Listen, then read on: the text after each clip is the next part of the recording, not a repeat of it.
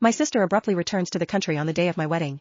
My parents, brother, and fiancé abandoned me to pick her up at the airport.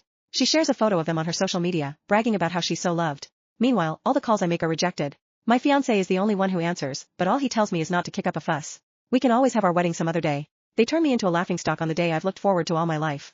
Everyone points at me and laughs in my face. I calmly deal with everything before writing a new number in my journal, 99. This is their 99th time disappointing me. I won't wish for them to love me anymore. I fill in a request to study abroad and pack my luggage. They think I've learned to be obedient, but I'm actually about to leave forever. The door to my room was suddenly pushed open without warning. My brother, Adrian Hoffman, walked in and scoffed when he saw me staring blankly at my diary. Aren't you a little too old to be writing a diary? Normally, I would have argued back. But this time, I didn't even lift my head or respond. Seeing my lack of reaction, he grew irritated and ran his hand through his hair before snatching my diary to take a look. On it was a single number, 99. It was the number of times they had let me down over the years. Adrian frowned, unable to make sense of it. He tossed my diary onto the floor and ordered, "Stop writing this nonsense. Nina wants to eat the garlic shrimp you make. Go wash your hands and get downstairs. Consider it an apology for that snarky remark you made to her earlier." I only hummed in response before I got up and headed downstairs. Adrian was surprised that I didn't throw a tantrum. After all, every time my family asked me to make garlic shrimp, I would always cry and whine as if it were some huge injustices. He must be wondering why I was so quiet this time. "Sadie, did you switch personalities or something?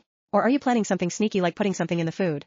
Adrian eyed me suspiciously, trying to see through me. He finally noticed my slightly red-rimmed eyes and stiffened, shutting his mouth.